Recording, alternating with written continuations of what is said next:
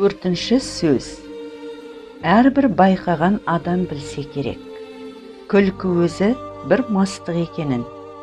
Әрбір мас кісіден ғафил көп өтетіғынын да. Әрбір мастың сөйлеген кезінде бас ауыртатығының. Бұлай болғанда, күлкіге салынған кісі не шаруадан, не ақылдан, не бір ұят келерлік істен құр, ғафил көп өткізіп отырса керек. Осындай ғафилді көп өткізіп, өлмеген кісінің не дүниеде, не ахиретте басы бір ауырмай қалмаса керек. Әрбір уайым қайғы ойлағыш кісі не дүние шаруасына, не ахирет шаруасына өзгеден жинақырақ болса керек. Әрбір жинақылықтың түбі кәніш болса керек.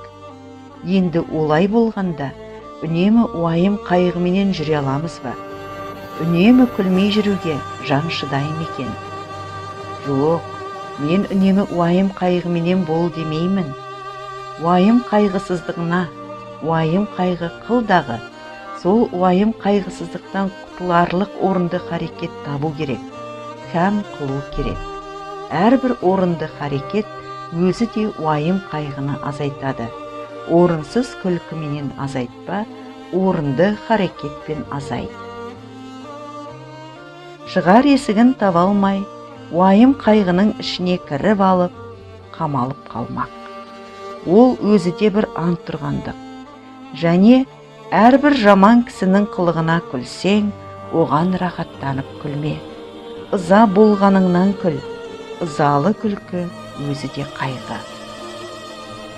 Ондай күлкіге үнемі өзің де салынбассың.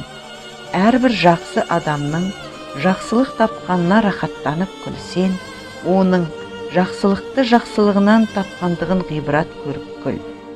Әрбір ғибрат алмақтың өзі де мастыққа жібермей, уақытымен тоқтатады. Көп күлкінің бәрінде мақтағаным жоқ. Оның ішінде бір күлкі бар ау. Құдай жаратқан орныменен іштен, көкіректен, жүректен келмейді.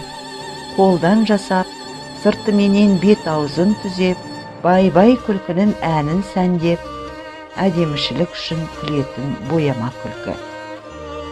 Адам баласы жылап туады, кейіп өледі. Екі ортада бұл дүниенің рахатының қайда екенін білмей, бірін-бірі аңдып, біріне-бірі мақтанып, есіл өмірді ескерусіз, босқа, жарамсыз қылықпен қор етіп өткізеді де, таусылған күнде бір күндік өмірді бар малына сатып алуға таба алмайды. Қуық саумақ, көз сүзіп, тіленіп, адам саумақ, өнерсіз иттің ісі. Әуелі Құдайға сыйынып, екінші өз қайратына сүйеніп, еңбегінді сау, еңбек қылсан, қара жер де береді, құр тастамайды.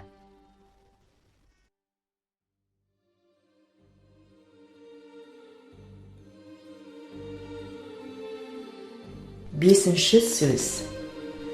Көкірек толған қайғы кісінің өзіне де билетпейді.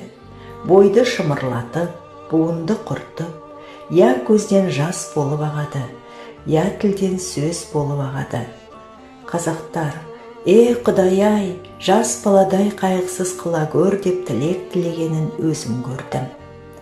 Онысы жас баладан гөрі, өзі есті кісі болып ескермес нәрсесі жоқсып, қайғылы кісі болғансығаны. Қайғысы не десен, мақалдарынан танырсың. Әуелі, түстік өмірім болса, күндік мал жей. Өзінде жоқ болса, әкенде жат. Мал адамның бауыр еті. Малдының беті жарық, малсыздың беті шарық. Ер азығы мен бөрі азығы жолда.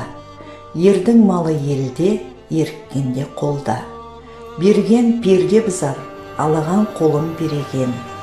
Мал тапқан ердің жазығы жоқ. Байдан үмітсіз, Құдайдан үмітсіз. Қарның ашса, қаралы үйге шап. Қайраны жоқ көлден без, қайыры жоқ елден без, деген осындай сөздері көп, есепсіз толып жатыр. Бұл мақалдардан не шықты? Мағлұм болды. Қазақ тыныштық үшін, ғылым үшін, білім үшін, әділет үшін қам жемейді екен, мал үшін қам жейді екен. Бірақ ол малды қалайша табуды білмейді екен. Бар білгені малдылары алдап алмақ, яки мақтап алмақ екен. Бермесе онымен жауласпақ екен. Малды болса әкесін жаулауды да ұят көрмейді екен. Әйтеуір ұрлық, қулық, сұмдық, тілемшілік, соған ұқсаған қылықтың қайсысын болса да қылып жүріп мал тапса жазалы демесек керек екен. Бұлардың жас баланың ақылынан несі артық? Бірақ жас бала қызыл ошақтан қорқушы еді, бұлар тозақтан да қорықпайды екен. Жас бала ұялса жерге ене жаздаушы еді, бұлар неден болса да ұялмайды екен. Сол ма артылғаны? Қолымыздағыны үлестіріп талатпасақ, біз де өзіндей болмасақ безеді екен. Іздеген еліміз сол ма?